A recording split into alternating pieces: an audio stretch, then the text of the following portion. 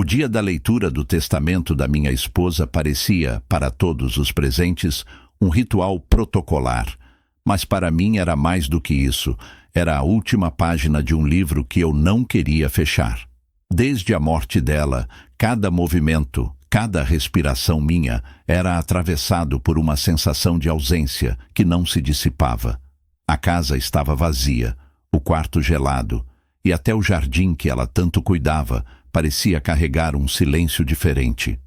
Quando aceitei comparecer ao escritório do advogado, não pensei em disputas, heranças ou números. Pensei apenas que seria uma forma de encerrar oficialmente o que já havia terminado de maneira dolorosa. No entanto, ao entrar naquela sala repleta de rostos conhecidos, notei de imediato que eu era o único que não via aquele encontro como luto. Para os outros, especialmente meu filho, era uma celebração mascarada, um banquete antes mesmo de ser servido. O ambiente era amplo, estantes altas carregadas de livros de capa dura, uma mesa maciça ao centro e cadeiras que mais lembravam tronos do que simples assentos de escritório. O advogado, um homem meticuloso, já estava pronto, com a pasta de couro sobre a mesa e um semblante sério, como se carregasse nas mãos não apenas documentos, mas verdades capazes de desestruturar qualquer família. Meu filho entrou com um sorriso de vitória estampado no rosto. Ele não usava preto, não carregava traço algum de dor. Seu terno era claro, a gravata cintilava, e sua postura era de quem se preparava para receber aplausos, não para ouvir palavras derradeiras de uma mulher que já não estava ali. Minhas noras cochichavam entre si. Alguns familiares distantes olhavam ao redor, como se estivessem dentro de um espetáculo, esperando o clímax.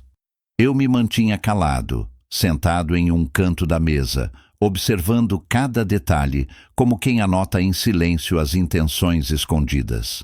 A ausência dela pairava sobre mim, mas o olhar ansioso dos outros me fazia perceber que, para eles, aquele era apenas o início de algo que esperavam há muito tempo. Quando o advogado começou a falar, o silêncio se impôs de forma quase teatral. Ele explicou as formalidades, descreveu os bens, mencionou os negócios, as propriedades, a empresa que durante décadas foi o coração financeiro da família. Meus filhos, especialmente o mais velho, trocavam olhares entre si, já calculando valores, pensando em partilhas, planejando quem ficaria com o quê. Eu conhecia bem aqueles olhares. Eram os mesmos que meu filho tinha quando jovem, sempre ávido por vantagem, sempre pronto a se colocar um passo à frente, mesmo que esse passo fosse sobre os ombros de quem o criou. E então veio a frase. Ele não suportou esperar até o fim.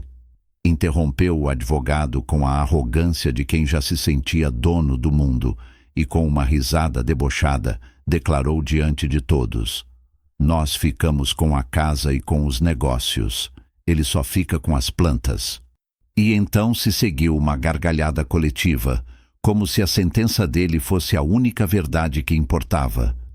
Minha própria família, sangue do meu sangue, ria de mim, do homem que lhes deu teto, educação, comida, e que agora era reduzido a um velho que só saberia regar flores enquanto eles disputariam entre si o que julgavam ser poder e riqueza. Senti meu estômago embrulhar, não de raiva, mas de uma estranha serenidade. Eu não reagi, não corrigi, não discuti. O silêncio que mantive não foi de fraqueza, mas de quem sabia que o tempo traria sua própria resposta. A frase dele, ecoando pela sala, parecia um veneno que aos poucos contaminava a dignidade do momento, transformando a leitura de um testamento em uma encenação cruel. Eu olhei para o advogado e percebi que seu rosto não acompanhava o riso dos demais. Havia nele uma calma fria, como quem já previa o que viria. Ele não respondeu de imediato, apenas aguardou que o riso diminuísse, que o deboche se esgotasse, e então pigarreou com firmeza, pedindo silêncio. Naquele instante, senti que o chão sob os pés do meu filho começava a rachar. O advogado abriu a pasta, ajeitou os óculos e disse, com uma voz clara e segura, que a leitura ainda estava apenas começando e que os presentes deveriam se conter até ouvirem o documento por completo. As palavras dele caíram como água fria sobre o calor da euforia. O sorriso do meu filho se manteve por alguns segundos, mas já não era mais de triunfo.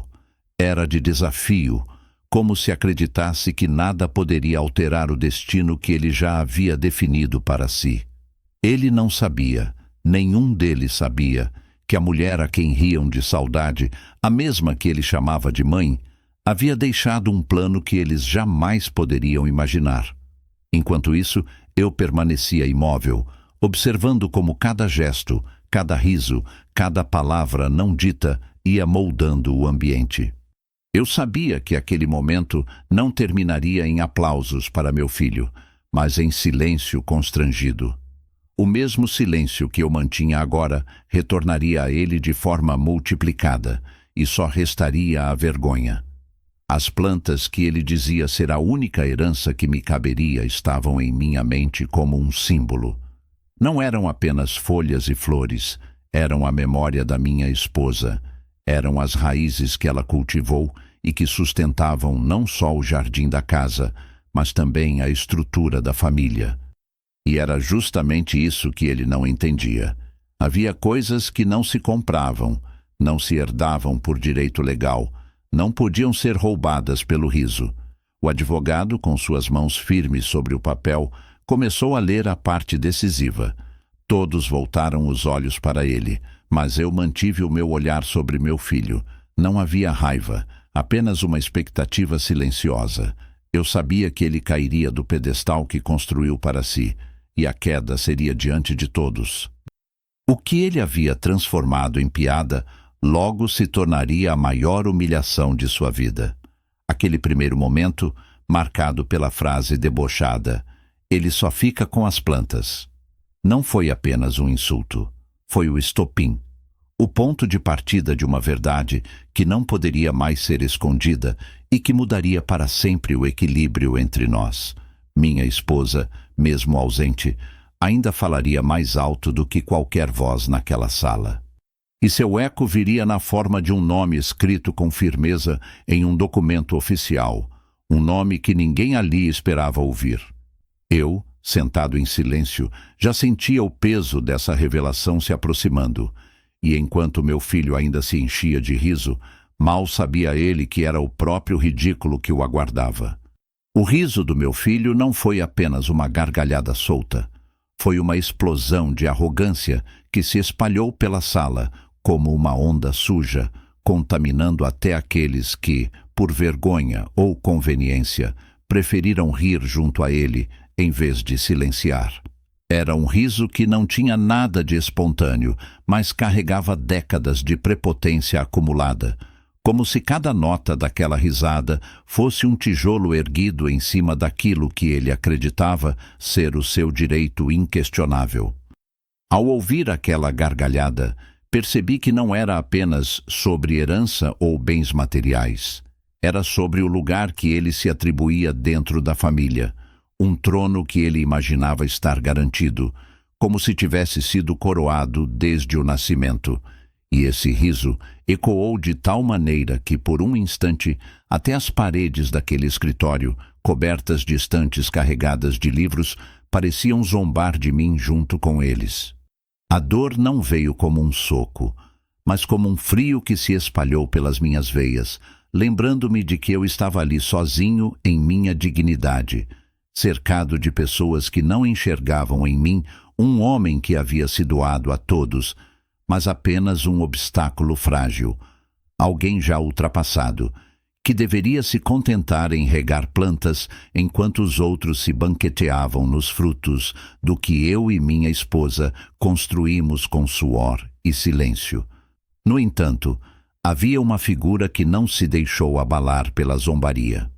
O advogado, um homem de traços secos, cabelos grisalhos penteados com rigor e um olhar de quem já havia testemunhado a ruína de muitas famílias em salas iguais àquela, manteve-se firme. Não sorriu, não demonstrou constrangimento, não fez parte do coro que ridicularizava. Seus olhos se ergueram lentamente por cima dos óculos, e em seu semblante havia a frieza de quem carrega uma verdade guardada, esperando o momento certo para soltar o peso que fará calar até os mais insolentes. Quando o riso foi diminuindo, não por respeito, mas porque a gargalhada já não encontrava combustível, ele pigarreou. Foi um som seco, cortante, que cortou o ar mais do que qualquer grito poderia fazer. De imediato os murmúrios cessaram e os olhares se voltaram a ele, como se naquele instante tivessem se lembrado de que estavam diante de um homem que não era parte da família, mas da lei, e que sua palavra teria mais força do que todas as risadas juntas. Meu filho, ainda se recompondo com os olhos marejados de tanto rir, bateu na mesa com a mão fechada, como se quisesse reafirmar sua posse sobre tudo aquilo. Mas o advogado não se apressou. Ele deixou que o silêncio tomasse conta novamente, que cada um sentisse o peso da expectativa.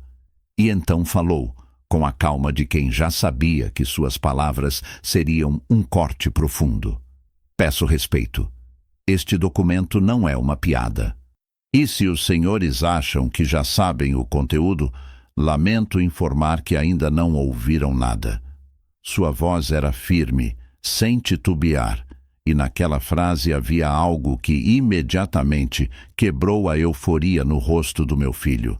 O sorriso dele vacilou por uma fração de segundo, como uma chama que quase se apaga ao sopro do vento.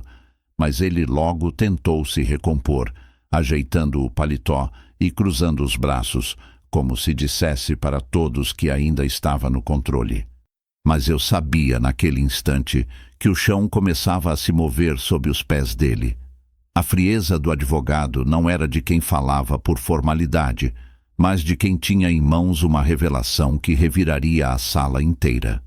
Enquanto meu filho se esforçava para manter a pose, as noras, antes sorridentes, já começavam a se entreolhar em dúvida, e alguns parentes, que até então riam por conivência, agora se ajeitavam desconfortáveis em suas cadeiras, como se pressentissem que estavam prestes a testemunhar algo que não seria apenas um detalhe, mas uma mudança de destino. Eu, por minha vez, senti um misto de dor e uma estranha serenidade. Dor por saber que meu filho não via em mim o homem que o criou, mas apenas um peso a ser descartado, e serenidade porque reconhecia que minha esposa, mesmo em sua ausência, ainda falava através daquele testamento, ainda se fazia presente com a mesma firmeza que sempre teve em vida. Ela não deixaria que sua memória fosse reduzida a uma piada maldosa, e o advogado seria a voz que devolveria a dignidade ao silêncio que eu mantinha. Quando ele abriu novamente a pasta e retirou os papéis, o som do desdobrar do documento pareceu ecoar mais do que qualquer riso havia ecoado segundos antes. Era como o prenúncio de uma sentença. A frieza do advogado não era apenas um traço de personalidade, era uma preparação para o golpe que viria. Ele olhou fixamente para meu filho, depois varreu os olhos pelos demais e voltou ao texto, como se dissesse em silêncio: "Vocês se adiantaram demais."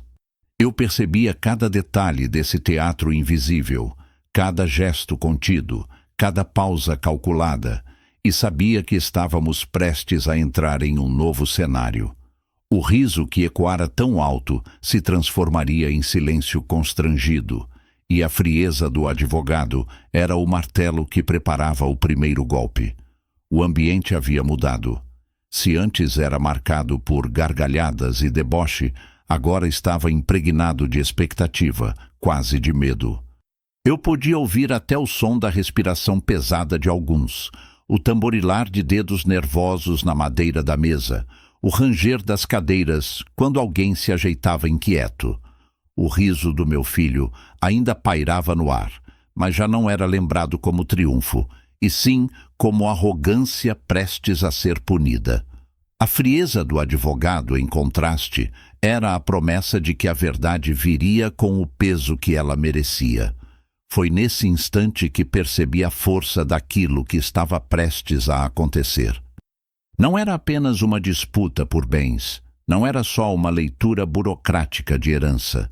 Era a revelação de uma escolha feita por minha esposa, uma escolha que viria à tona no momento exato em que meu filho se mostrava mais seguro de sua vitória.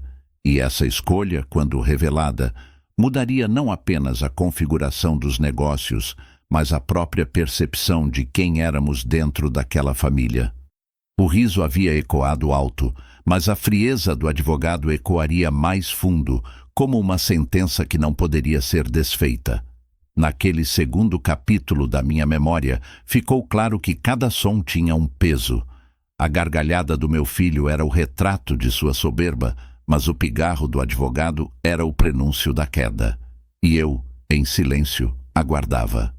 Porque sabia que, muito em breve, aquele eco de riso se transformaria no eco do vazio, e a frieza do advogado se tornaria a lâmina que cortaria todas as ilusões construídas por eles.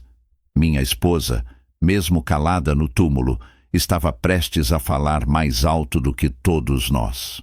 O advogado ajeitou os óculos mais uma vez e, sem se apressar, abriu o documento como quem abre uma porta que já sabe dar para um abismo. A sala, antes marcada por risos e ironias, agora respirava um silêncio desconfortável, pesado como se o ar tivesse sido substituído por chumbo. Eu podia sentir no ambiente o peso da expectativa, a ansiedade de todos aqueles que haviam entrado acreditando em um desfecho previsível, mas que agora se viam diante da iminência de uma revelação que poderia virar a mesa. Meu filho, sentado ereto na ponta da cadeira, mantinha o queixo erguido e os braços cruzados, mas seus olhos, antes cheios de desdém, agora buscavam qualquer sinal de confirmação no rosto do advogado. Não havia mais gargalhadas, apenas o som ritmado do relógio de parede, marcando segundos que pareciam arrastar correntes. "Declaro aqui", começou o advogado com voz firme e pausada, "que os bens móveis e imóveis de maior valor, incluindo as propriedades rurais e urbanas, bem como os negócios relacionados à empresa da família, não se encontram destinados aos herdeiros diretos nesta cláusula inicial." O impacto foi imediato.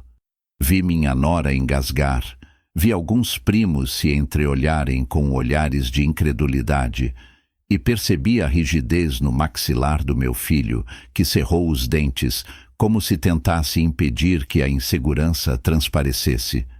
Até aquele momento, todos acreditavam que as palavras do advogado seriam apenas a confirmação burocrática daquilo que meu filho já havia decretado em tom de escárnio minutos antes, que eles ficariam com tudo e eu restaria com as plantas. Mas agora, de repente, a certeza dele escorregava como areia fina entre os dedos. O advogado fez uma pausa, como se quisesse que cada palavra penetrasse fundo, como se tivesse prazer em observar os rostos que agora oscilavam entre o choque e a incredulidade. Olhou em volta, respirou fundo e prosseguiu. "Esses negócios, senhores, nunca foram de vocês. Eles estão devidamente registrados em nome de uma pessoa que não se encontra nesta mesa." O silêncio foi absoluto, tão profundo que se podia ouvir o leve estalar da madeira antiga sob o peso dos corpos tensos. A frase pairou no ar como uma sentença. O que era apenas uma formalidade jurídica agora se transformava em uma bomba que explodira bem no centro da família. Meu filho não conteve a reação.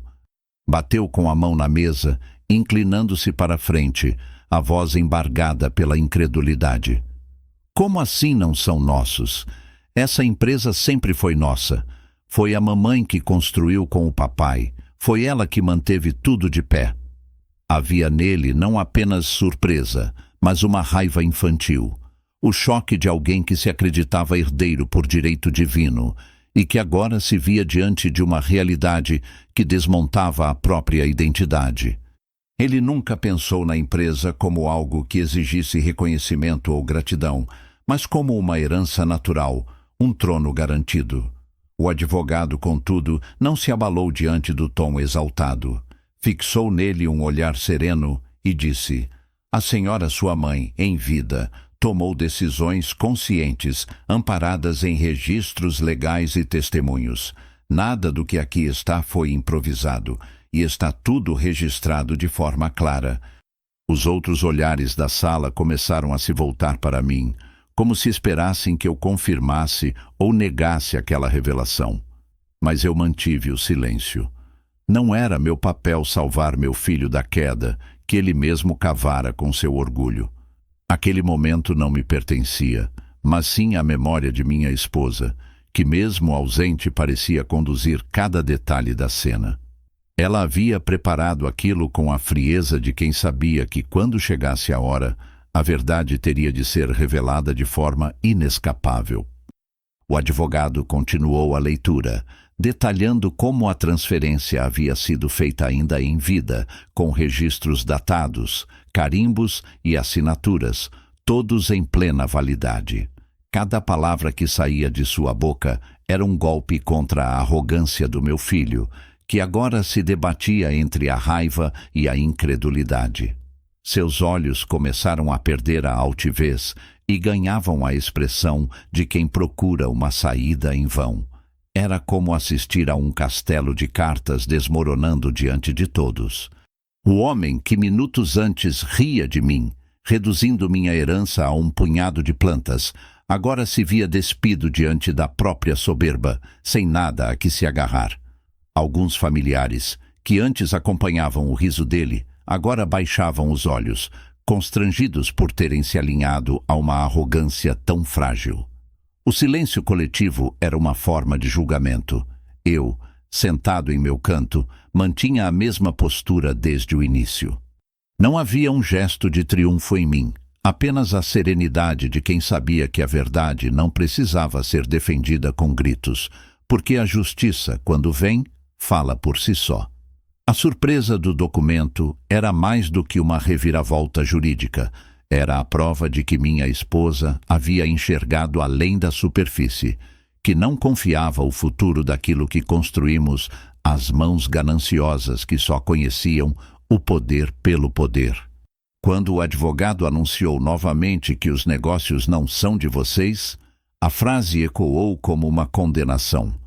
Vi meu filho se recostar na cadeira, derrotado em seu orgulho, mas ainda com o olhar em brasa, como se buscasse em mim um inimigo a culpar. Eu não lhe ofereci esse consolo. Continuei calado, porque sabia que esse era apenas o início. A verdadeira revelação ainda viria, e o nome que seria pronunciado logo adiante teria o poder de selar definitivamente o destino que minha esposa preparara. A surpresa do documento não estava apenas em negar a eles aquilo que julgavam certo, mas em entregar a outra pessoa o que representava todo o peso da herança. Enquanto esperava que o advogado prosseguisse, olhei para a janela do escritório. Lá fora, o dia seguia seu curso, indiferente ao drama que se desenrolava entre quatro paredes. Pássaros cruzavam o céu, o vento agitava as folhas das árvores, e percebi a ironia. Enquanto meu filho lutava por bens que acreditava serem eternos, a vida continuava em seu movimento impassível, lembrando a todos nós de que nada é realmente nosso, apenas nos é emprestado por um tempo. Minha esposa sabia disso, e por isso sua decisão não foi tomada de forma leviana, mas com a consciência de que certas coisas não podem ficar nas mãos de quem não entende seu verdadeiro valor. A sala permaneceu em silêncio após a frase derradeira do advogado. O riso que havia ecoado antes agora se transformara em um fantasma pesado, uma lembrança vergonhosa que queimava os rostos de quem havia se permitido rir. O meu filho, que antes reinava com sua soberba, agora era apenas um homem encurralado pela verdade. E eu, sentado ali, observava não como vítima, mas como testemunha de uma justiça tardia, porém necessária. A surpresa no documento não apenas mudou os rumos da herança, mas também expôs diante de todos quem realmente éramos. A partir daquele instante, o jogo havia mudado para sempre. O advogado respirou fundo antes de prosseguir. O silêncio era tão denso que parecia se acumular nos cantos da sala como poeira antiga, impregnando cada um dos presentes. A tensão se tornara palpável, quase material, e até os mais confiantes, aqueles que minutos antes riam junto com meu filho, agora mantinham o olhar fixo no advogado, como se dele dependesse a própria sobrevivência. As mãos de alguns familiares tremiam discretamente. O ranger de uma cadeira denunciava a ansiedade de outro, e meu filho, outrora soberano em sua certeza, mordia o lábio inferior com força, incapaz de disfarçar o nervosismo que começava a corroer sua máscara de arrogância. O advogado abriu novamente o documento, como quem sabe que está prestes a soltar uma palavra que não será apenas ouvida, mas sentida como uma lâmina atravessando o ar. Os negócios, como já deixei claro, não pertencem a nenhum dos herdeiros aqui presentes, disse ele com a voz firme, medindo cada sílaba. Fez uma pausa e olhou lentamente ao redor, detendo-se por um segundo em cada rosto, como se quisesse garantir que todos absorvessem a gravidade de suas palavras. Então prosseguiu. Foram devidamente registrados, em vida, no nome de uma pessoa de inteira confiança da senhora falecida. Essa pessoa é... O coração da sala pareceu parar. Não havia mais respiração, apenas a expectativa coletiva de um nome que mudaria destinos. E então ele o pronunciou. O nome ecoou entre as paredes como um trovão silencioso, reverberando em cada ouvido com uma intensidade que não precisava de volume para ser avassaladora. Era um nome inesperado, um nome que nenhum deles havia cogitado, um nome que desmontava todas as certezas que meu filho havia construído ao longo dos anos. Vi os olhos de todos se arregalarem, uns em choque, outros em incredulidade, alguns em constrangimento. O ar, antes pesado, se tornou rarefeito e até respirar parecia uma tarefa difícil. O nome mudava tudo. Meu filho ficou pálido de imediato. A cor se esvaiu de seu rosto como se tivesse sido sugada por dentro, deixando-o com a expressão de um homem que, de repente, se dá conta de que construiu sua vida sobre um alicerce de areia. Ele tentou se recompor, mas a própria tentativa soava ridícula. Suas mãos suaram, sua respiração se tornou irregular, e vi a arrogância que sempre o acompanhara se dissolver diante de todos como uma máscara mal colada que, sob o peso da verdade, não consegue se manter. Não havia mais riso, não havia mais palavras de escárnio. Restava apenas o silêncio de alguém que compreendia, tarde demais, que nunca tivera controle sobre nada. As noras se entreolharam, os primos cochicharam entre si, mas nenhum ousou contestar em voz alta. Todos sabiam que o advogado não era homem de improvisos, e o documento que ele tinha em mãos não era passível de interpretações dúbias. Aquele nome escrito com tinta oficial tinha mais peso do que qualquer palavra dita em deboche minutos antes, e, de repente, a frase cruel do meu filho, "Ele só fica com as plantas", retornava como um eco amargo, transformando-se na caricatura de sua própria arrogância. Porque agora, diante da revelação, era ele quem se via reduzido a nada, um herdeiro sem herança, um príncipe sem reino. Enquanto observava a cena, senti algo em meu peito que não era triunfo, mas uma estranha mistura de justiça e melancolia. Justiça, porque minha esposa, mesmo ausente, havia encontrado uma forma de proteger aquilo que era nosso de mãos gananciosas. Melancolia, porque o homem que se desfazia diante de mim era meu filho, meu próprio sangue, e a ruína dele era também um reflexo daquilo que falhei em ensinar. Mas não havia espaço para arrependimentos naquele instante. Minha esposa havia tomado uma decisão consciente, e o nome que ela escreveu era a prova de que enxergara com clareza aquilo que muitos de nós preferimos ignorar, que nem todos os filhos sabem honrar o legado que recebem. O advogado, percebendo a comoção, leu novamente a cláusula, desta vez sem pausas, como quem finca a estaca da certeza no coração da dúvida. Todos os negócios, propriedades e rendimentos vinculados à empresa estão registrados de forma definitiva no nome de... E repetiu o nome mais uma vez, cortando qualquer esperança de contestação. A sala mergulhou ainda mais fundo em silêncio. Meu filho, agora com os olhos marejados, não ousava levantar a voz. Sua boca se abria, mas nenhuma palavra saía. Era como se tivesse perdido não apenas os negócios, mas também a própria língua que usava para comandar, humilhar e ridicularizar. Aquele nome, tão inesperado, mudara o ar na sala de uma forma irreversível. As paredes já não ecoavam mais risadas, mas apenas a reverência ao peso da decisão que vinha do túmulo. Minha esposa, sábia e firme até o fim, havia escrito um último capítulo para nossa família, e esse capítulo não era feito de partilhas óbvias ou legados herdados por direito de sangue. Era feito de escolhas conscientes, de confiança depositada em quem realmente merecia. E naquele instante compreendi com clareza que seu gesto não foi apenas para proteger o patrimônio, mas para revelar a verdadeira face de cada um ali presente. Meu filho, derrotado, deixou cair as mãos sobre a mesa com um baque seco e seu olhar vazio percorria os papéis diante dele, como se buscasse em vão uma linha que desmentisse o que acabara de ouvir. Mas não havia. O nome estava escrito em definitivo e nada poderia apagá-lo.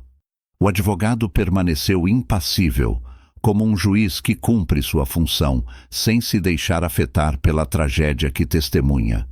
E eu, em silêncio, apenas absorvia cada detalhe, cada gesto, cada olhar perdido, sabendo que aquele era apenas o começo do desmoronamento que viria.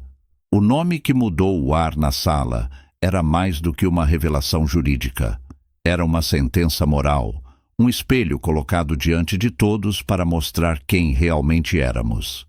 E, enquanto o peso dessa verdade se assentava sobre cada um dos presentes, senti que minha esposa, onde quer que estivesse, finalmente encontrava paz. Ela havia conseguido o que queria, fazer com que a verdade falasse mais alto do que o riso e que a justiça se impusesse sobre a arrogância. Quando o nome foi pronunciado e o peso dele caiu sobre todos como uma pedra lançada ao fundo de um poço, a sala mergulhou em um silêncio que não era apenas de surpresa, mas de incompreensão. Ninguém entendia como aquele desfecho havia sido possível. Meu filho, principalmente, parecia incapaz de aceitar que sua mãe, a mesma mulher que ele tanto exaltava quando lhe convinha, mas que também desprezava em segredo quando ela lhe cobrava a responsabilidade, tivesse tomado uma decisão tão calculada sem lhe dar sequer um aviso.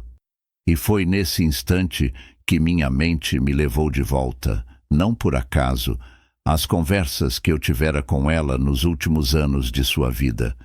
Fragmentos de diálogos que eu havia arquivado sem compreender a dimensão de cada palavra, mas que agora se encaixavam como peças de um quebra-cabeça cruelmente lúcido. Minha esposa sempre fora uma mulher de visão. Desde o início, quando juntos fundamos a empresa ainda em pequena escala, ela demonstrava uma clareza que muitas vezes me deixava em silêncio. Eu tinha o trabalho duro, a dedicação às tarefas práticas, mas ela possuía o instinto, a capacidade de prever caminhos, de desconfiar dos atalhos fáceis e de se proteger contra aqueles que mais tarde revelariam sua verdadeira face. Eu me lembrava de noites em que ela ficava acordada revisando contratos, cuidando dos registros, insistindo para que nada fosse deixado de forma descuidada. Muitas vezes eu lhe dizia que era exagero, que poderíamos confiar nos nossos próprios filhos, que sangue era vínculo suficiente para garantir a continuidade do que havíamos construído. Mas ela, sempre firme, me respondia com uma frase que agora ressoava em meus ouvidos como uma profecia: confiança não se herda, se conquista. Foi essa convicção que guiou suas escolhas.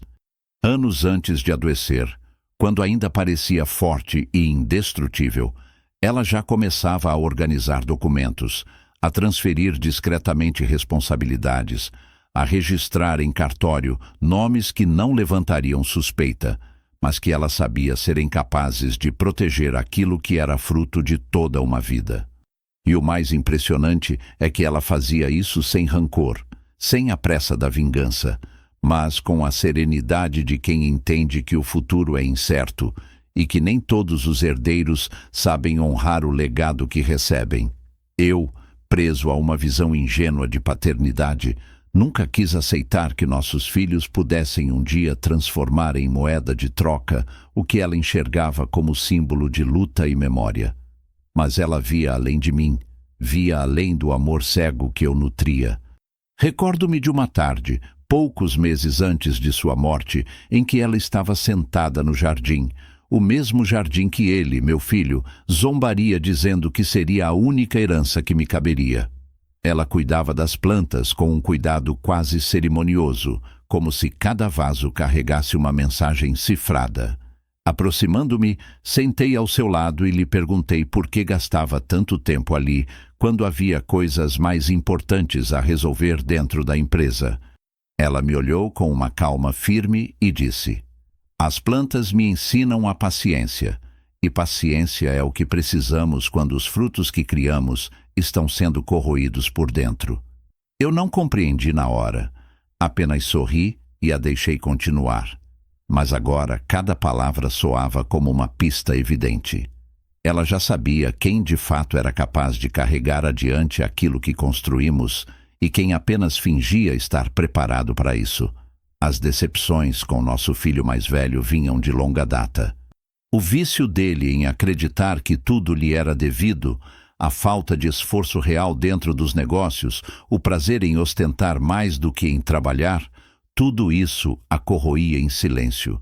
Quantas vezes ela me dizia, com pesar, que não via nele a mesma dedicação que via em mim ou em outras pessoas próximas. Quantas vezes me alertava de que ele não respeitava o suor que ergueu aquelas paredes, que ele só conhecia o brilho do resultado, mas não o peso da construção. Eu sempre respondia tentando amenizar, dizendo que talvez o tempo o amadurecesse, que ele ainda encontraria um propósito. Mas ela não era mulher de ilusões. Não queria arriscar o futuro do que havíamos construído esperando por um amadurecimento que nunca chegaria. Foi assim que, sem alarde, começou a preparar o testamento de forma meticulosa. Não confiou em advogados de fachada. Escolheu a dedo aquele que lia agora em voz firme. Não se limitou a declarações de boca. Deixou tudo registrado, assinado, carimbado. Cada detalhe foi planejado, como se ela já antecipasse que no dia da leitura haveria riso, desprezo e deboche, e que a única forma de calar tudo isso seria com o peso inquestionável da lei. Ela não apenas retirou os negócios do alcance das mãos gananciosas, mas os entregou a alguém em quem via valor verdadeiro, alguém que, mesmo sem carregar o mesmo sangue, demonstrara em atos aquilo que os herdeiros de direito nunca mostraram: respeito, gratidão, lealdade. O nome que ela escolheu não foi uma provocação, mas uma declaração. Ela sabia que causaria choque, sabia que haveria indignação, mas também sabia que o tempo mostraria que estava certa. E ali, naquela sala sufocada por olhares perdidos, ficou claro que sua decisão não era um capricho, mas o resultado de anos de observação silenciosa. A origem de tudo estava no olhar atento de uma mulher que nunca se deixou enganar pelas aparências, que enxergava a alma das pessoas quando todos os outros se contentavam com as máscaras. Enquanto meu filho tremia de raiva contida, incapaz de processar o golpe, eu me lembrava da serenidade dela, do jeito como sempre dizia que o verdadeiro legado não é o que se deixa em cofres, mas o que se planta em consciência. Ela sabia que nosso filho não estava preparado para carregar nada além de seu próprio ego. E por isso, ao proteger os negócios dele, não estava apenas punindo, mas também livrando-o do peso de algo que nunca soube valorizar. Talvez, no fundo, fosse também uma forma de lhe dar uma lição final, a única que poderia atravessar o tempo e permanecer mesmo depois de sua morte. A sala permanecia mergulhada em silêncio, mas dentro de mim as peças começavam a se alinhar. Eu compreendia, enfim, a origem da decisão dela. Não era rancor, não era vingança, era visão, era justiça silenciosa, era amor pelo que construímos juntos e pelo que não poderia ser manchado por mãos incapazes de respeitá-lo. Ela havia me poupado do fardo de tomar essa decisão, porque sabia que eu não teria coragem de fazê-lo.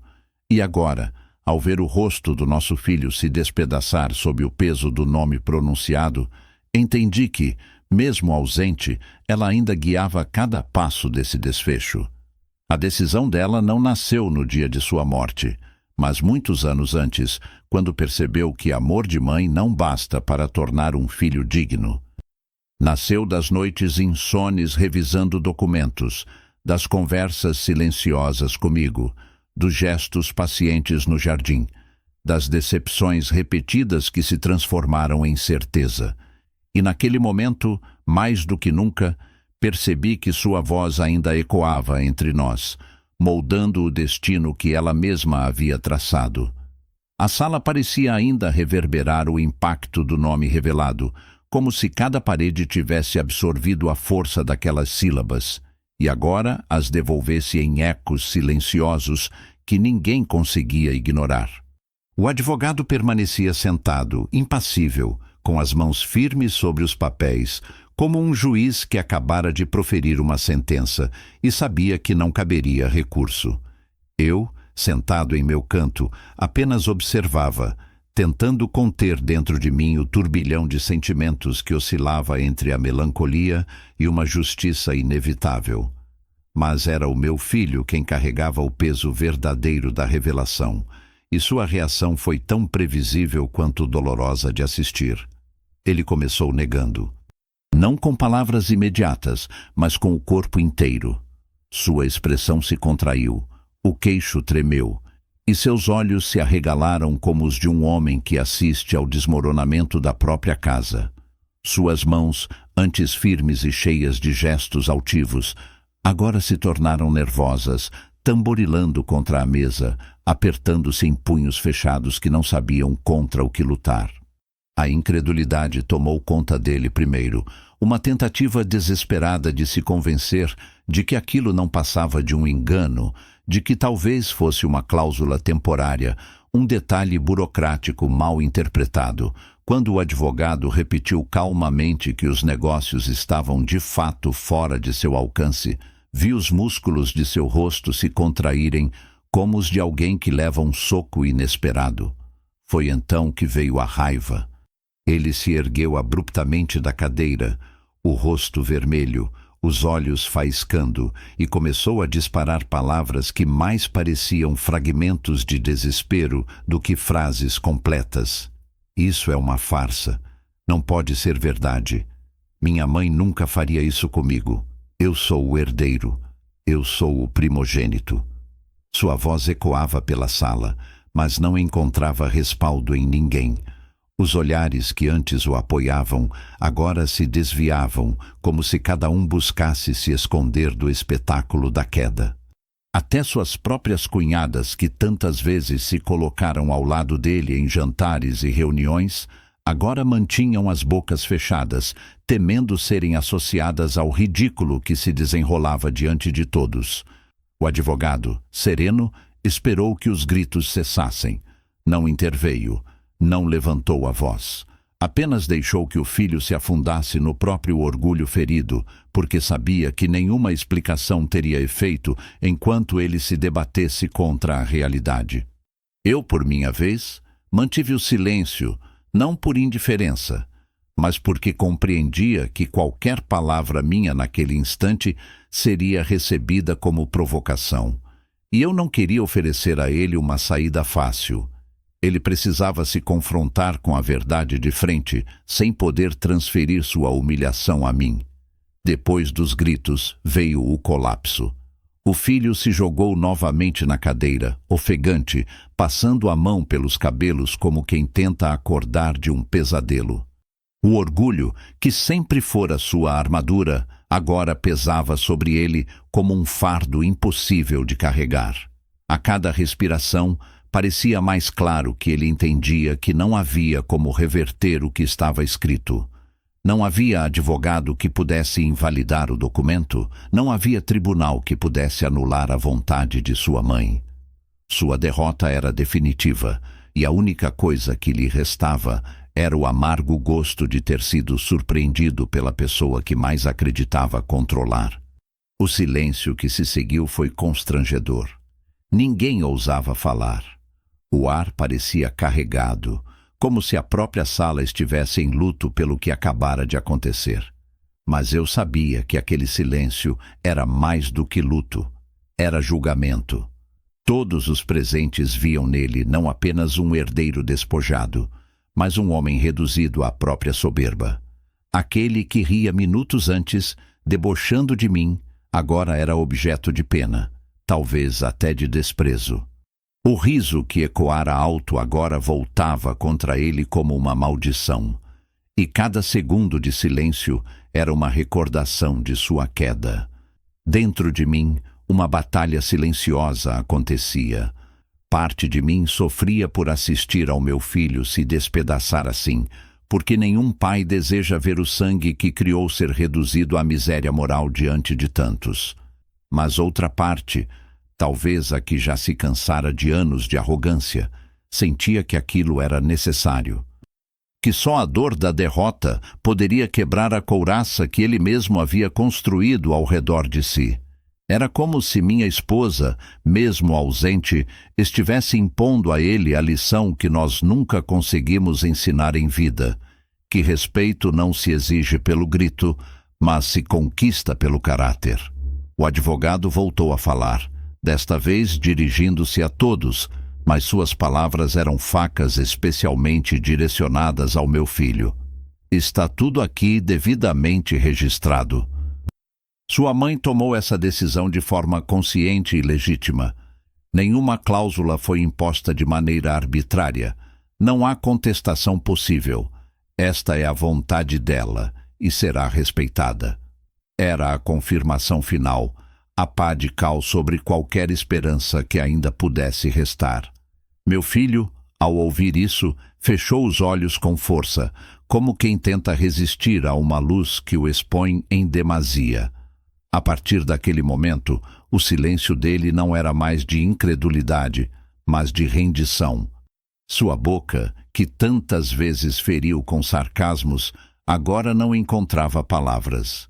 Seu corpo, antes altivo, parecia encolhido, como se a cadeira fosse grande demais para ele. E seus olhos, quando finalmente se abriram, não procuraram mais me ridicularizar, mas buscaram nos demais algum apoio que já não existia.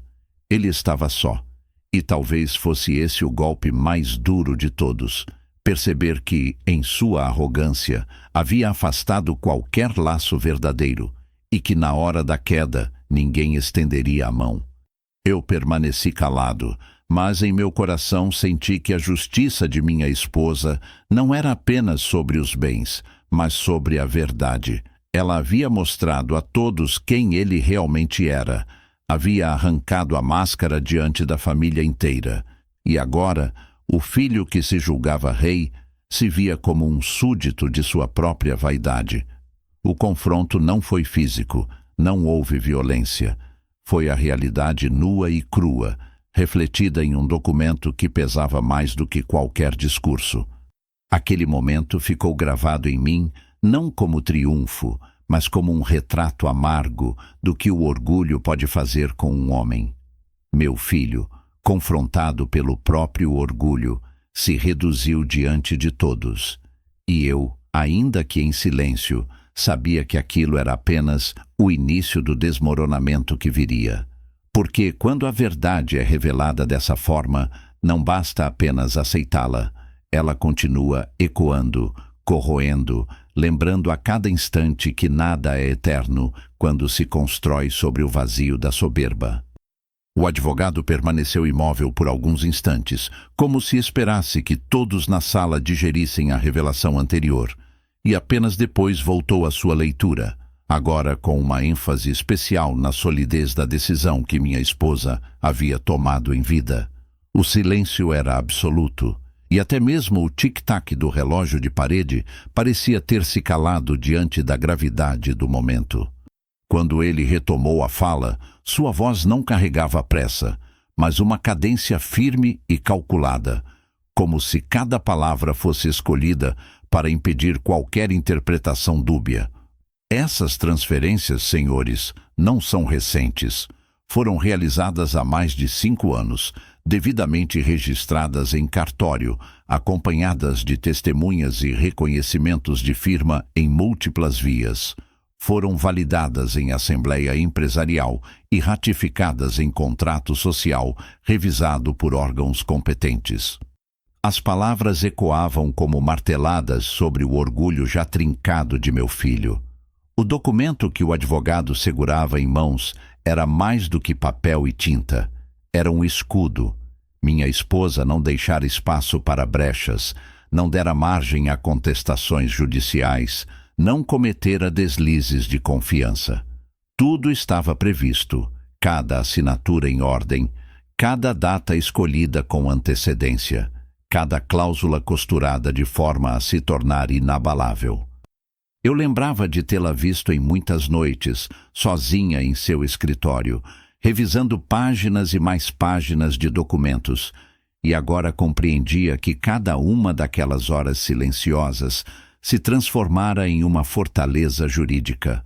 Não havia como meu filho, nem mesmo com toda a arrogância do mundo, atravessar aqueles muros. O advogado prosseguiu, agora lendo trechos específicos. Fica registrado que a senhora fulana de tal, em plena capacidade física e mental, decidiu transferir a totalidade das cotas empresariais e propriedades vinculadas à companhia para o nome aqui citado, a título de proteção patrimonial e continuidade responsável da administração. Ao ouvir essas palavras, o rosto do meu filho se contraiu ainda mais, como se cada frase fosse um golpe direto contra o que restava de sua altivez. Ele não conseguia aceitar que sua mãe tivesse planejado tudo com tamanha antecedência, que sua própria vida de herdeiro já estivesse anulada muito antes de sua morte. Era como se o chão que ele acreditava sólido tivesse sido retirado sob seus pés anos atrás, e só agora ele percebia que sempre caminhara sobre uma ilusão. As noras se remexiam inquietas nas cadeiras, alguns familiares suspiravam pesadamente e até os mais jovens, que pouco compreendiam da linguagem formal dos documentos, percebiam a gravidade do que estava sendo dito.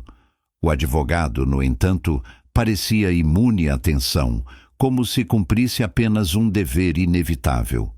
E foi nesse tom de inevitabilidade que ele acrescentou: qualquer tentativa de contestação judicial será improcedente, uma vez que a titularidade dos bens já não pertence mais à falecida.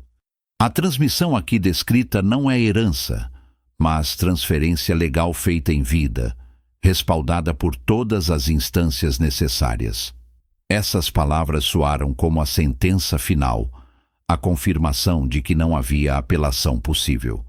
Meu filho, incapaz de conter a fúria, tentou argumentar, mas suas palavras saíam desconexas, tropeçando umas nas outras. Isso é mentira, é manipulação. Deve ter algo errado. Ela nunca faria isso sem me avisar, sem me consultar. mas sua voz soava fraca, mais como um lamento do que como uma acusação.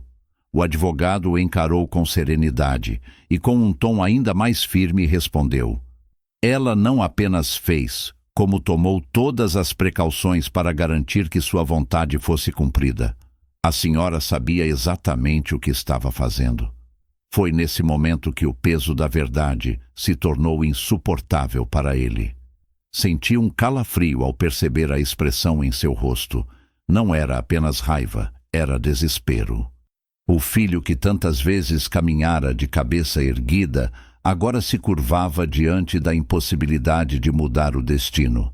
Seus olhos, outrora cheios de desdém, estavam marejados, e pela primeira vez em muito tempo vi nele não um homem arrogante, mas um garoto perdido, incapaz de compreender como o mundo poderia não girar ao seu redor. Essa imagem me trouxe um aperto no peito, mas ao mesmo tempo uma estranha sensação de alívio. Porque ali estava a prova de que minha esposa tinha razão. Nosso filho não estava preparado para herdar nada além do vazio de suas próprias escolhas. Enquanto ele se debatia em silêncio, tentando encontrar alguma saída, o advogado reforçava a solidez do documento, detalhando cada etapa, cada testemunha, cada registro em cartório. Era como se construísse uma muralha diante dos olhos de todos, impedindo que qualquer esperança de reversão pudesse se infiltrar. Não há contestação possível, repetiu ele, quase como um mantra, e essa frase, repetida tantas vezes, parecia cravar-se na pele de meu filho como ferro em brasa. Alguns familiares começaram a cochichar, murmurando comentários abafados sobre a inteligência da falecida, sobre como ela havia sido sagaz em se precaver, sobre como poucos teriam a mesma coragem. Outros apenas se mantinham em silêncio, com olhares de reprovação voltados ao meu filho, que agora era visto não mais como o herdeiro natural, mas como o exemplo vivo de arrogância derrotada.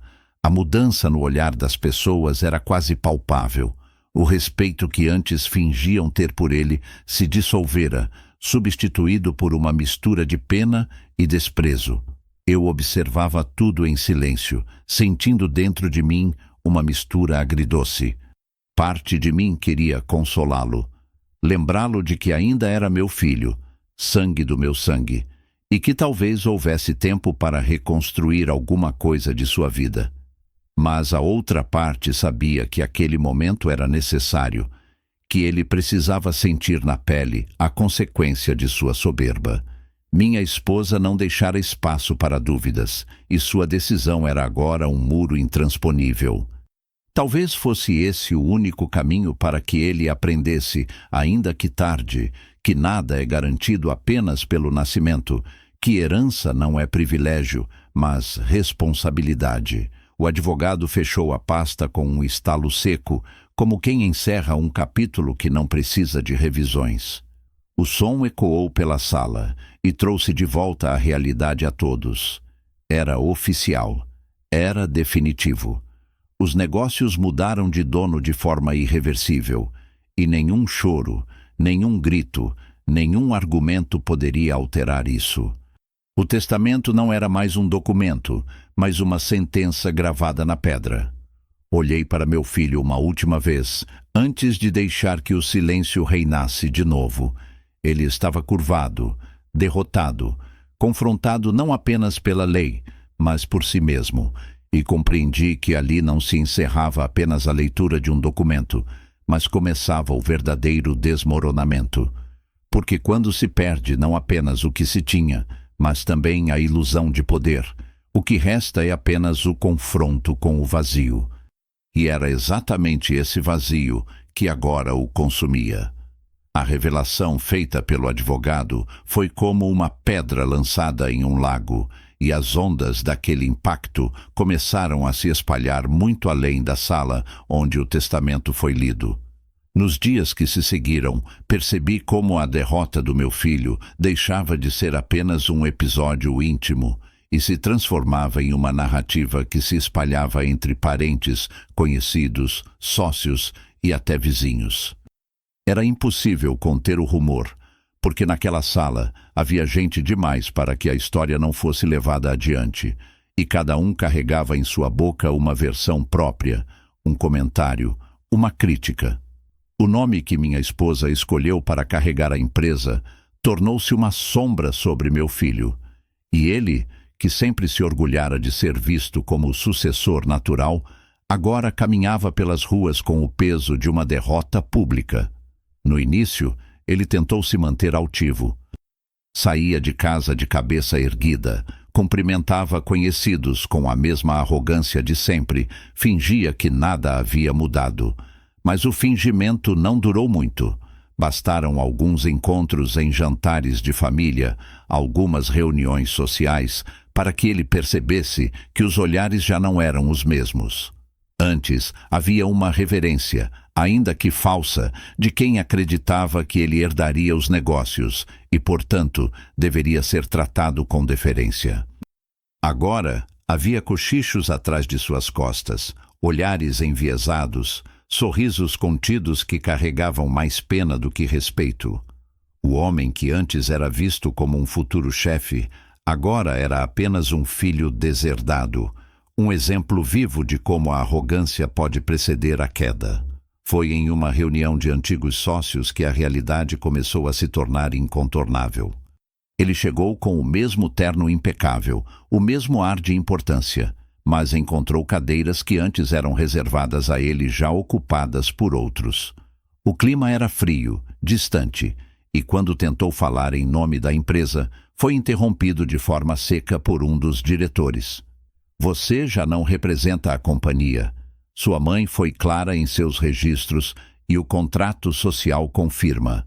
Essas palavras, ditas diante de pessoas que antes o bajulavam, foram mais humilhantes do que qualquer revelação feita pelo advogado. Ali não havia espaço para discussões sentimentais ou apelos familiares.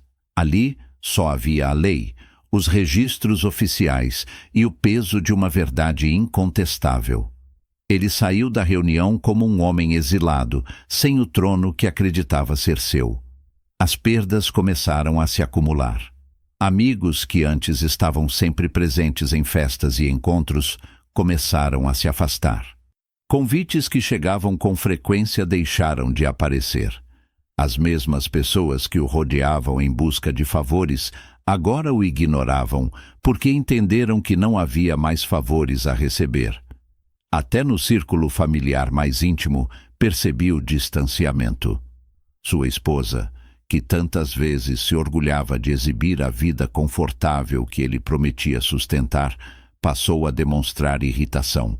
As discussões entre eles se tornaram frequentes, sempre em tom acusatório, sempre lembrando-o de que tudo poderia ter sido diferente se você tivesse mostrado mais respeito à sua mãe. Essa frase, vinda de dentro da própria casa, foi como sal sobre ferida aberta. Eu acompanhava tudo à distância, sem interferir.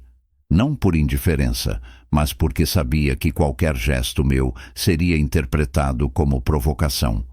Se eu tentasse consolá-lo, ele diria que eu estava comemorando sua derrota. Se eu me mantivesse firme, diria que eu era frio e cruel. Então preferi o silêncio, e nesse silêncio via seu mundo desmoronar pouco a pouco. Vi quando começaram as chamadas telefônicas que ninguém atendia. Vi quando ele tentava marcar encontros com antigos aliados e recebia negativas educadas. Vi quando o carro dele voltou para a garagem com mais frequência, porque já não havia compromissos que justificassem sua presença em eventos importantes. O orgulho que antes o sustentava agora se transformava em isolamento. Não demorou muito para que até financeiramente ele começasse a sentir os primeiros golpes. Sem acesso às contas empresariais, sem participação nos lucros, restava-lhe apenas o patrimônio pessoal que consumia em um ritmo mais rápido do que podia repor. A vida de ostentação, feita de viagens, jantares caros e roupas de grife, começou a se tornar insustentável. E, no entanto, ele não conseguia se adaptar a um estilo de vida mais modesto. Era como se acreditasse que abdicar do luxo fosse aceitar definitivamente a derrota, e por isso se agarrava ao pouco que restava, prolongando o inevitável. Mas, a cada mês, a corda apertava mais. Entre parentes, o comentário se repetia em sussurros. Ele não soube honrar a herança. Essa frase corria como veneno em corredores de festas e encontros ocasionais. Eu a ouvi mais de uma vez, dita em tons baixos, mas suficientemente altos para que se tornasse impossível ignorar. E cada vez que a escutava, sabia que ele também a ouvia, porque sua expressão se tornava sombria, como a de um homem perseguido pela própria reputação. Ele, que tanto rira de mim, agora se tornava alvo de risadas disfarçadas. Lembro-me de um jantar de família em que, pela primeira vez, ele não ousou erguer a voz. Sentou-se à mesa, comeu em silêncio, e quando alguém mencionou a empresa, seus olhos se encheram de um ódio contido, mas ele permaneceu quieto. Foi nesse instante que percebi que a derrota não era apenas material, mas moral. Ele já não era mais o mesmo. A chama de arrogância ainda queimava, mas de forma doentia, consumindo-o por dentro em vez de iluminá-lo por fora. O declínio não era apenas visível em seus bens, mas em sua própria postura, no modo como sua presença já não intimidava ninguém. A decisão de minha esposa continuava a reverberar, e quanto mais o tempo passava, mais claro ficava que ela havia previsto tudo. O declínio do filho não era um acidente, mas uma consequência natural do caráter que ele mesmo cultivara. Ela apenas acelerou o processo, fechando as portas que, de outra forma, ele teria destruído por descuido. E assim, diante de todos, ele se tornava o exemplo vivo do que acontece quando se confunde herança com direito absoluto, quando se acredita que sangue basta para garantir respeito. Eu observava, calado, cada passo dessa descida. O filho que outrora reinava sobre todos agora era apenas um homem isolado, derrotado, incapaz de sustentar a própria imagem. E enquanto ele colecionava suas primeiras perdas, compreendi que aquilo ainda era apenas o começo. O verdadeiro desmoronamento ainda estava por vir, porque perder o respeito dos outros é duro, mas perder a própria identidade é devastador. E eu sabia que, cedo ou tarde, essa segunda perda o alcançaria. Os dias que se seguiram após o declínio do meu filho foram, para mim, como a revelação lenta de uma paisagem encoberta por névoa. Aos poucos, a imagem foi se tornando clara, e percebi que, enquanto ele se afundava em sua própria ruína, uma transformação silenciosa acontecia ao meu redor. Aquele homem que sempre fora colocado de lado, reduzido à sombra de sua própria família, o pai que muitos viam apenas como figura apagada em meio ao brilho dos herdeiros, começava a ser olhado de outra forma. Eu não fiz esforço algum para mudar esse quadro, não precisei erguer a voz, tampouco exigir respeito. Foi o silêncio, a paciência e, acima de tudo, a firmeza invisível da decisão de minha esposa que me elevaram a um lugar inesperado, o de autoridade, ainda que tardia, o de presença respeitada. No início, os olhares eram apenas discretos. Quando cruzava a rua, cumprimentos vinham acompanhados de uma gravidade que não existia antes. Pessoas que sempre se dirigiam a mim como se falassem com um velho cansado, agora me chamavam pelo nome completo, com um tom respeitoso, como se percebessem que eu carregava em mim uma dignidade que não se podia mais ignorar. Em reuniões familiares, já não era meu filho quem atraía a atenção com sua arrogância, mas eu, ainda que sentado em silêncio, atraía os olhares pela simples serenidade. Era como se os outros, diante da queda dele, finalmente enxergassem que o verdadeiro alicerce daquela família nunca foi a vaidade de um herdeiro, mas a firmeza invisível que sustentava tudo. Eu e minha esposa. Houve um episódio marcante. Numa missa de 7º dia em homenagem à minha esposa, quando parentes distantes se aproximaram para falar comigo. Em suas palavras havia uma reverência inesperada. O Senhor segurou tudo com dignidade, mesmo diante do que aconteceu. Eu não respondi com grandes discursos, apenas agradeci, mas senti no fundo que algo havia mudado. Já não me viam mais como o homem que só ficaria com as plantas, mas como alguém que carregava, silencioso, a herança mais profunda, o caráter. E percebi que, nesse mundo, caráter é a única moeda que nunca perde valor. Enquanto isso, o declínio do meu filho se aprofundava. Os mesmos que antes se alinhavam a ele, agora buscavam em mim uma figura de referência. Não porque eu houvesse conquistado repentinamente poder material, mas porque, diante do caos, eu representava a estabilidade. Começaram a me procurar para conselhos, para mediações de conflitos menores, até para simples conversas que antes jamais teriam acontecido. O contraste era gritante. Meu filho, antes rodeado de bajuladores, agora se via sozinho, enquanto eu, que sempre caminhara só, começava a ser procurado. Essa inversão não me trouxe orgulho, mas um sentimento agridoce. Era como se a vida tivesse demorado a me colocar no lugar que merecia, mas agora o fazia diante da ruína de quem eu mais amava. As primeiras demonstrações públicas dessa mudança foram sutis, mas significativas. Em uma assembleia comunitária sobre o bairro, fui chamado a falar, e notei que, enquanto eu falava, havia silêncio genuíno, não aquele silêncio de descaso, mas de escuta atenta. Percebi nos olhos das pessoas uma consideração que nunca tive. Meu filho, sentado em um canto, sequer foi chamado a opinar. Seu olhar queimava de ressentimento, mas não havia nada que pudesse fazer. Ele se tornara irrelevante. Eu, ao contrário, ainda que sem querer, tornara-me uma voz.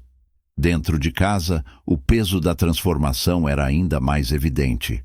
Antes, eu era tratado por muitos como o velho que já não tinha nada a oferecer, alguém cuja vida se resumia a cuidar do jardim. Agora, cada gesto meu era notado. Quando eu regava as plantas, vi familiares me observando em silêncio, como se de repente compreendessem que naquele ato havia uma sabedoria que não haviam enxergado. As plantas que antes foram motivo de escárnio tornaram-se símbolo. Eu não precisei dizer nada, mas a ironia de meu filho, ele só fica com as plantas, se transformou em metáfora, porque enquanto ele perdia tudo, eu permanecia firme, cultivando o que estava vivo, cuidando do que poderia florescer.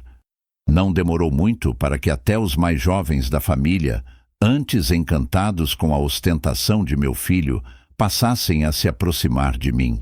Meus netos, que antes corriam para os braços dele em busca de presentes e promessas de viagens, agora se sentavam comigo no quintal, ouvindo minhas histórias, ajudando a plantar novas mudas. A mudança foi natural, quase imperceptível, mas irreversível.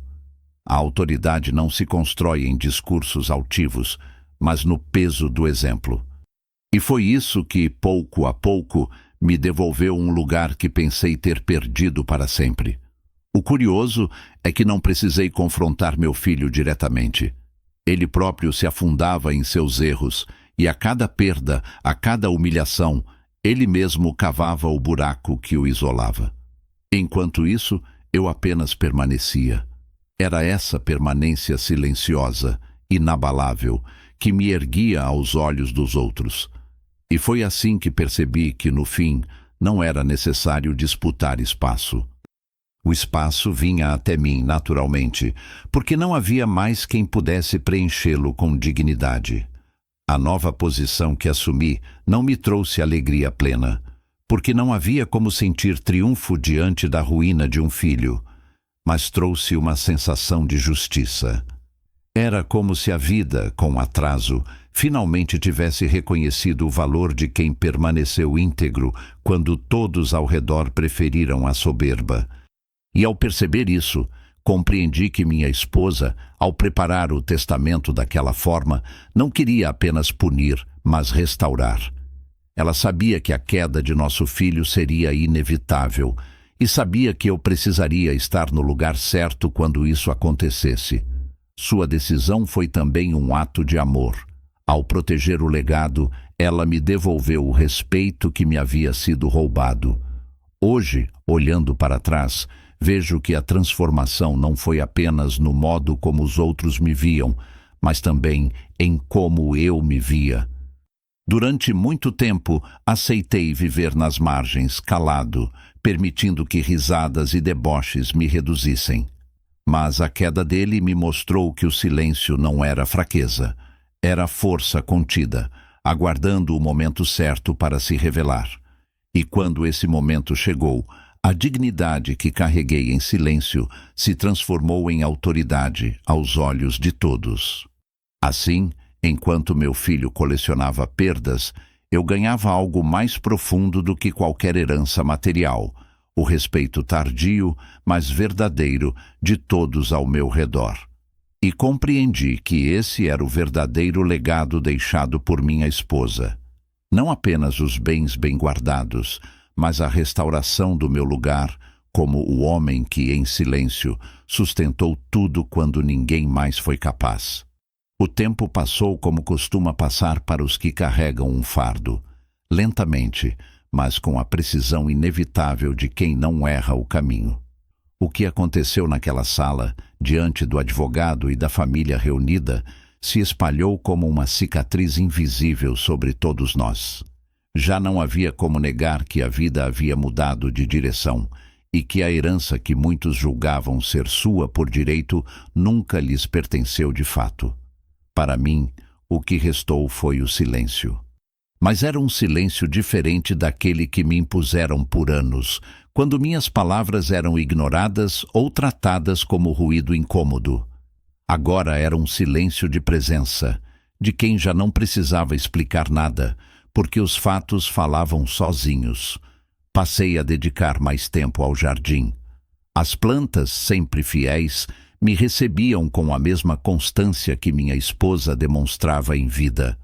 Cada folha que brotava, cada flor que abria ao sol, era como um lembrete de que a vida sempre encontra um jeito de seguir, mesmo depois da perda. Lembro-me de uma manhã em que regava uma roseira que minha esposa plantara anos antes e percebi que, de alguma forma, ela continuava a cuidar daquele lugar através de mim. A ironia cruel da frase do meu filho, ele só fica com as plantas, se transformava em algo maior. Eu ficara, de fato, com as plantas, mas descobri que nelas havia mais vida, mais verdade, mais dignidade do que em todos os papéis que ele tanto desejava. Enquanto isso, meu filho seguia em sua descida. Não havia um dia em que não ouvisse notícias de mais uma perda. Uma amizade rompida, uma sociedade dissolvida, um convênio cancelado, um convite que nunca mais chegava. O homem que rira de mim na frente de todos agora era lembrado apenas como um exemplo de orgulho derrotado. E embora parte de mim se compadecesse, havia outra parte que compreendia. Cada queda dele era um ensinamento tardio, uma lição que talvez só pudesse ser aprendida pela dor. Eu, como pai, não podia lhe devolver aquilo que ele perdera, porque nunca fora realmente dele. A empresa, as propriedades, o prestígio, tudo era reflexo do esforço de sua mãe, e ela decidira quem era digno de carregar esse peso. Ele, por não compreender a responsabilidade, ficou apenas com o vazio. Os outros filhos, parentes e conhecidos passaram a me tratar com uma reverência que eu não buscava, mas que se impunha naturalmente. Não era mais o respeito fingido diante do poder do herdeiro arrogante, mas uma consideração silenciosa por aquele que se manteve íntegro quando todos ao redor se perderam. Descobri que, muitas vezes, Não precisamos levantar a voz para sermos ouvidos. Basta permanecer de pé quando o resto do mundo se curva ao vento da soberba. Minha esposa sabia disso, e foi por isso que preparou cada detalhe daquele testamento como quem cultiva uma árvore frondosa, com paciência, raiz firme e visão para o futuro. Em certos dias, quando o sol se punha e eu ficava sozinho no quintal, sentia uma paz estranha. Não era felicidade completa, porque a perda dela ainda pesava, nem triunfo, porque ver meu filho derrotado nunca seria motivo de alegria. Era apenas paz. Uma paz que vinha do entendimento de que, apesar de todas as falhas, a vida havia se reorganizado de forma justa. Eu cuidava das plantas, sim, mas cuidava também de mim. E nesse cuidado silencioso, percebi que havia ganho algo que ninguém poderia me tirar: liberdade. Liberdade de não precisar provar mais nada a ninguém. Liberdade de caminhar pelas ruas sem carregar o peso do ridículo que meu filho tentara me impor. Liberdade de olhar para o passado e saber que, apesar de tudo, minha esposa e eu construímos algo sólido, que não se perdeu em mãos erradas. E liberdade, sobretudo, de entender que não era nos papéis, nos cofres ou nos negócios que residia o verdadeiro legado, mas no modo como conseguimos manter a dignidade até o fim. Um dia, enquanto plantava novas mudas no jardim, uma das minhas netas se aproximou e me perguntou por que eu dedicava tanto tempo às flores. Sorri e respondi: porque elas não mentem. Crescem ou murcham de acordo com o cuidado que recebem. Diferente de algumas pessoas, elas nunca fingem. Ela ficou em silêncio, como se pensasse sobre aquilo, e depois me ajudou a plantar. Nesse gesto simples percebi que, talvez, a verdadeira herança que eu poderia deixar não estivesse nos bens que mudaram de dono, mas nas pequenas lições que poderiam florescer na vida daqueles que ainda estavam dispostos a aprender. No fim, percebi que minha esposa sempre soube que eu ficaria com as plantas, não como uma condenação, mas como uma escolha, porque nelas estava o símbolo da paciência, da resistência e da vida que se renova mesmo após a morte. Enquanto meu filho se agarrava a ilusões, eu me agarrava ao que era real, e foi isso que me deu forças para seguir. Hoje, olhando para trás, sei que a frase debochada dele virou ironia do destino. Ele perdeu tudo, e eu fiquei com as plantas. Mas as plantas cresceram, floresceram e encheram minha casa de vida, enquanto ele murchava no vazio que sua arrogância cultivou. E assim, no silêncio do meu jardim, encontro todos os dias a presença dela, da mulher que, mesmo após partir, soube plantar a semente da justiça. E encontro também a liberdade de viver o resto dos meus dias em paz, sem precisar mais provar nada. No fim, eu fiquei apenas com as plantas e descobri que isso era tudo.